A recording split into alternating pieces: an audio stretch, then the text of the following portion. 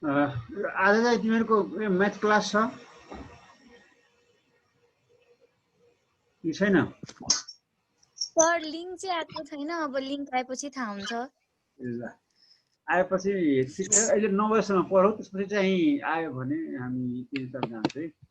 ल यो मैले चाहिँ यो सम थर्मोनी टर्म्स एन्ड देयर भन्नु एउटा कुरा, यो सिस्टम सराउन्डिङ र बााउन्ड्रीको बारेमा तिमीहरूले उसमा पढाएको थियो के भन्छ फिसको थर्मोडाइनामिक्समा? थिएन होला सर। ल है पढाएको थिएन भने अब यहाँ पढ्नुपर्ने हुन्छ। Some thermodynamic terms and their डेफिनेसनमा मैले चाहिँ त्यो ब्रेक भन्दाखेरि त्यस्तो मैले भने हजुर भन्नुहोस्। केही सोध्नु पर्ने हो?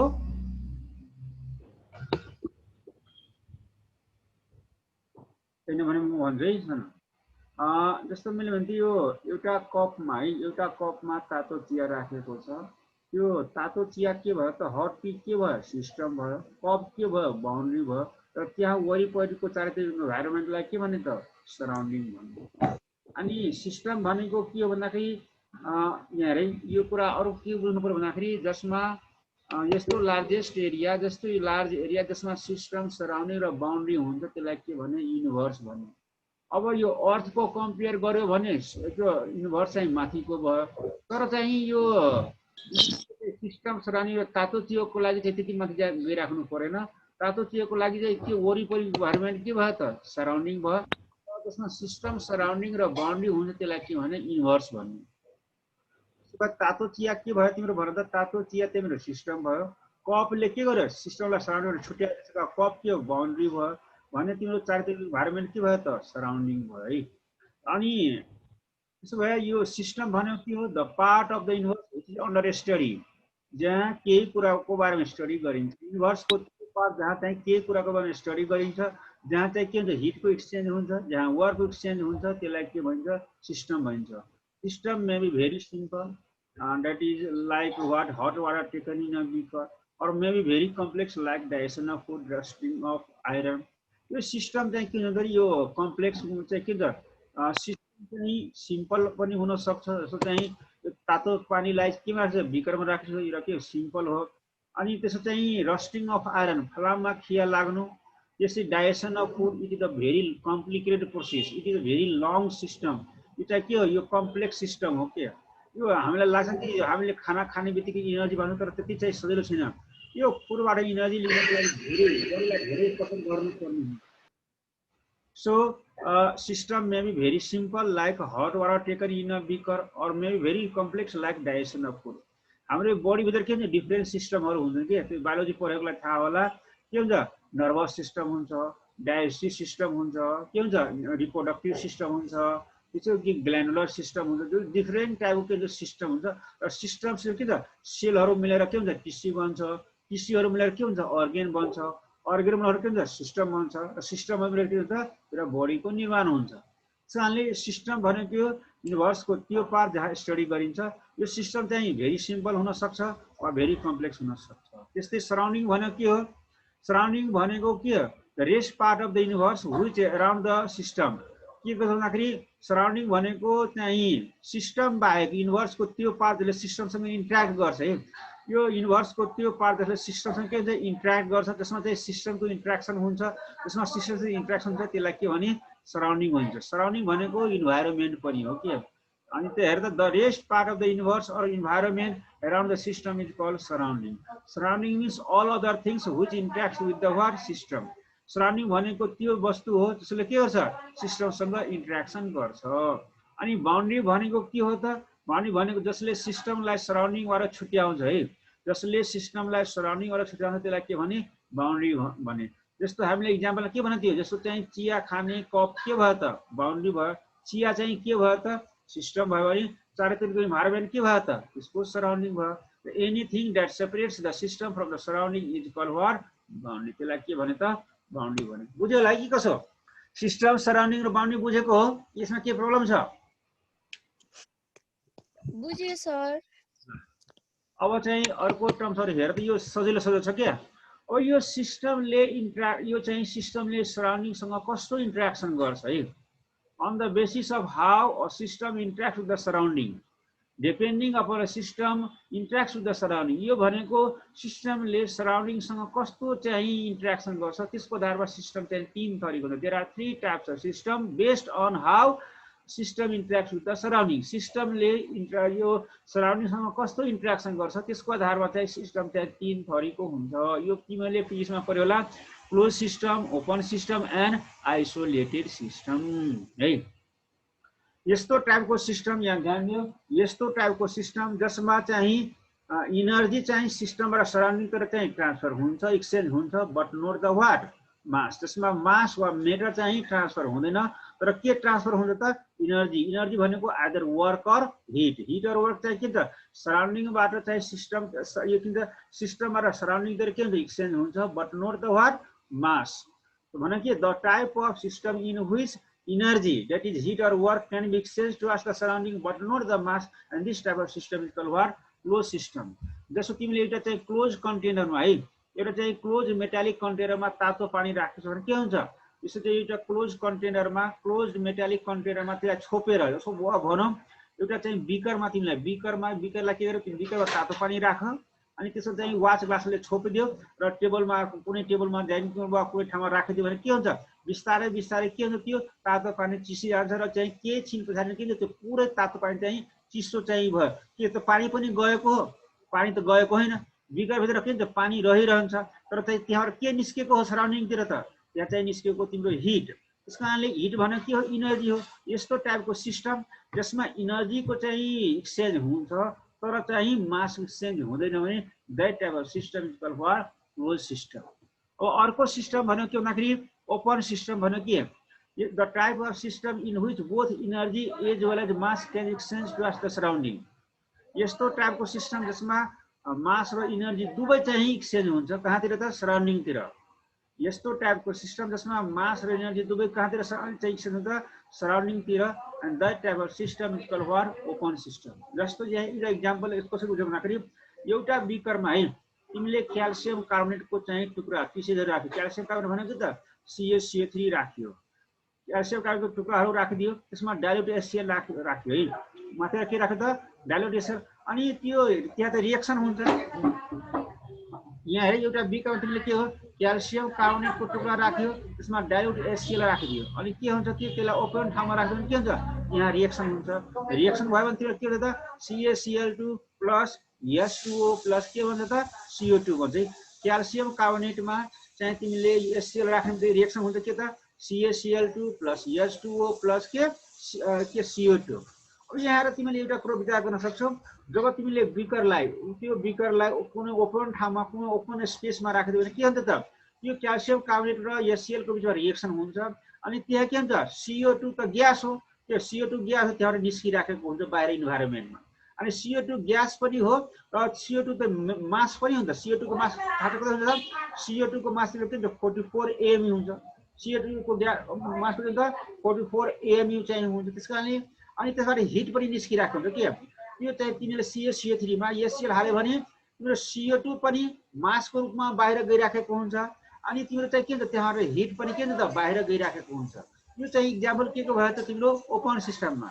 यस्तो टाइपको सिस्टम जसमा इनर्जी र मास है यस्तो टाइपको सिस्टम जसमा इनर्जी र मास दुवै चाहिँ के छ त? सराउन्डिङतिर एक्सचेन्ज हुन्छ भने त्यसलाई के भने? That is called what? Open system. अब तिम्रो यो चाहिँ अर्को छ आइसोलेटेड सिस्टम है.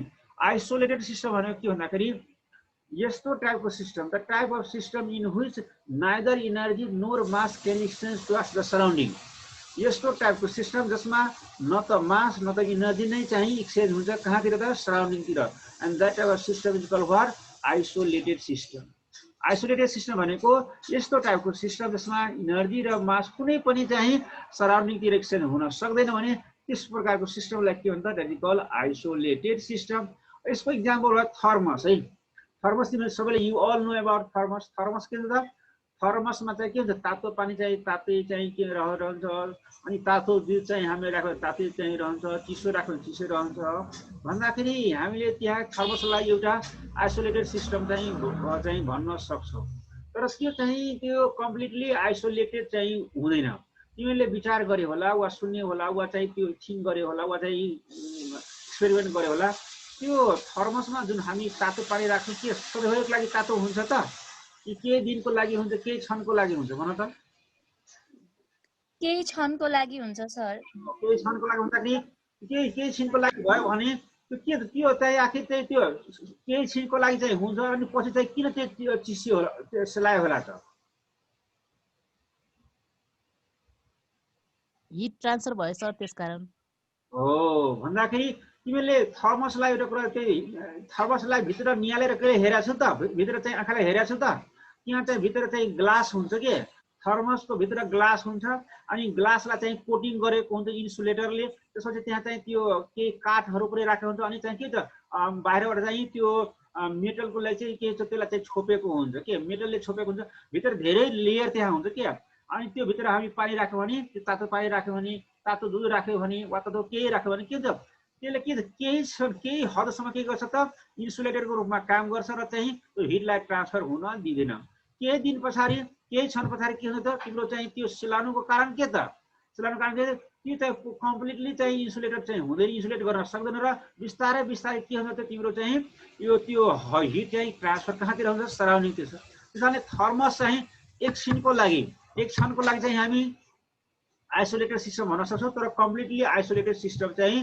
पक्कै होइन मार्केटमा यस्तो कुनै पनि थर्मस छैन जुन चाहिँ सधैँभरिको लागि के हुन्छ त सधैँभरिको लागि चाहिँ त्यो इन्सुलेट भएको हुन्छ सधैँभरिको लागि तातो चाहिँ हुँदैन कुनै पनि त्यही त्यो थर्मस चाहिँ मार्केटमा जतिसुकै तिमी महँगो ल्याऊ जतिसुकै चाहिँ त्यो हाई क्वालिटीको ल्याऊ कुनै पनि यस्तो थर्मस छैन जुन चाहिँ 20 दिन 25 दिन 2 महिना 6 महिनासम्म चाहिँ तातोको तातै चाहिँ रहन सक्छ त्यो चाहिँ थर्मस भनेको वास्तवमा चाहिँ केही क्षणको लागि मात्र के आइसोलेसन सिस्टम चाहिँ बिहेभ गरेको हो तर सधैँभरिको लागि चाहिँ बिहेभ गर्यो आइसोलेटेड सिस्टम भनेको के भन्नु पर्यो भन्दाखेरि यस्तो सिस्टम जसमा न त मास न त इनर्जी नै के हुन्छ सराउन्डिङतिर एक्सचेन्ज हुन्छ भने त्यसलाई के भने आइसोलेटेड सिस्टम भने यसको इक्जाम्पलमा हामीले भन्दा त के दिएको छ त कम्प्लिटली यहाँ त्यही भएर थर्मोफ्लास्क भनेको थर्मस नै हो तर कस्तो हुनु पर्यो त कम्प्लिटली थर्मोफ्लास्क भन्दाखेरि 100% चाहिँ त्यो हिट चाहिँ ट्रान्सफर गर्न नसक्नेलाई के भन्छ कम्प्लिटली थर्मोफ्लास्क तर यो भन्ने मात्र हो भनाइ मात्र हो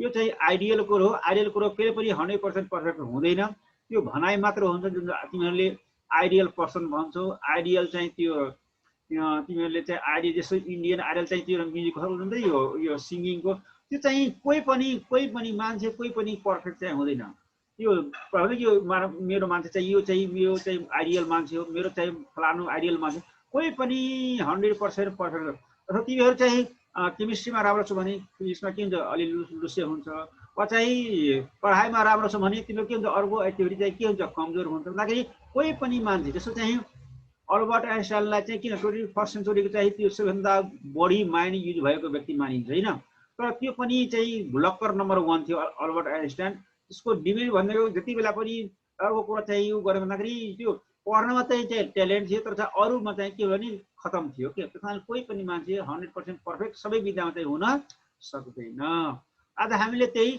यो अलिअलि चाहिँ डिस्कसन के को बारेमा गर्यो त यहाँ एक्चुअली ध्यान दियो इनर्जेटिक्स अफ केमिकल रिएक्सनमा इनर्जीको बारेमा इनर्जेटिक्स अफ केमिकल रिएक्सनको बारेमा केही टेक्निकल टर्म्सहरू जस्तो चाहिँ सिस्टम सराउन्डिङको बारेमा अनि बाउन्ड्रीको बारेमा लास्टमा हामीले के पढ्यो त क्लोज सिस्टम ओपन सिस्टम र आइसोलेटेड सिस्टम अब मलाई भन त कसले भन्दाखेरि प्रकाशले भन त what is called close system say Prakash जसमा चाहिँ मास र हिट दुईटै एक्सचेन्ज हुन्छ सर सराउन्डिङसँग सिस्टम र सराउन्डिङसँग क्लोज सिस्टम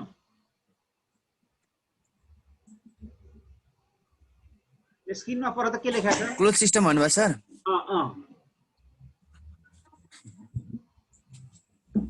क्लोज सिस्टममा चाहिँ हिट मात्र एक्सचेन्ज हुन्छ सर सराउन्डिङसँग मास चाहिँ जस्ताको त्यस्तै हुन्छ हो त्यसलाई के भने क्लोज सिस्टम भन्ने ल ठिक छ अब मलाई त्यो पिङ्कीले भन्छ त ओपन सिस्टम भनेको के हो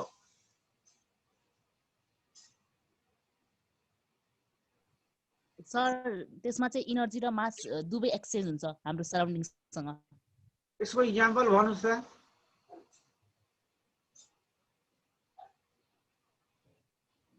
सुन्नुभयो सर इक्जाम्पल भन न इक्जाम्पल त्यो तिमीले भनेको ठिक छ के तर इक्जाम्पल भन न इक्जाम्पल जस्तै सर हामीले फर इक्जाम्पल 1 + 1 = 2 = 2 2 + 2 = 4 4 + 4 = 6 6 + 6 = 12 12 + 2 = 16 16 + 2 = 24 24 + 2 = अरू भन्दा हुन्छ कि यहीको पढेर भन्ने सर? भने पनि हुन्छ, तिमीलाई जुन आछ त्यो भन के। झन् अर्को इक्जाम्पल भन, झनै राम्रो नि त। अझ जस्तै चाहिँ हामीले सर तातो पानीलाई हामीले यसरी बन्द नगरिकन ओपन गरेर राख्यो भने त्यहाँको हिट र मास पनि एक्सचेन्ज हुन्छ सर, तातो इभापोरेसन थ्रु। भेपर पनि किन भेपर पनि माथितिर जान्छ हैन? हो त्यो पनि राइट, त्यो पनि। तर त्यसलाई कस्तो ठाउँमा राख्नु पर्यो भन त? त्यसलाई कस्तो ठाउँमा राख्नु पर्यो? ओपन ठाउँमा कि क्लोज भएको ठाउँमा?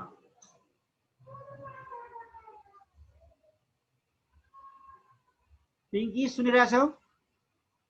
ओपन सर, ओपन है। सुनिरहेको छु सर। ओपन ठाउँमा राख्नु पर्यो, क्लोज गर्यो भने त हुँदैन। अब अर्को चाहिँ त्यो एलिसा तिमी नभने तिमीलाई आउँछ। उसले भने यो धीरजले भन त, what is called isolated system? Dheeraj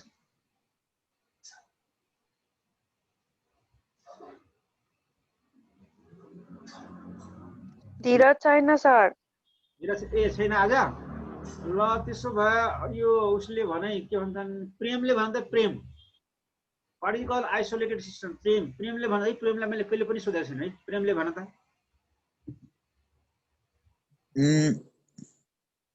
sir त्यो इनर्जी र मास दुईटै एक्सचेन्ज नहुनेलाई आइसोलेटेड भन्छ। यसको इक्जाम्पल भन त। सर त्यसको त आइडियल थर्मस। Ideal thermos. आज चाहिँ हामी यति मात्र गर्छौँ र हामी भोलि यहीबाट चाहिँ कन्टिन्यू गर्छौँ। ल सबैले चाहिँ राम्रोसँग पढ्नु होला। यो स्क्रिन यो म भिडियोमा आज चाहिँ है, र त्यहाँ पनि हेर्नु होला। चाहिँ स्क्रिनसट पनि गर्न देऊ, गर्नु होला। ल thank you very much for listening है। Thank you sir. के प्रब्लम सोध्नु पर्ने?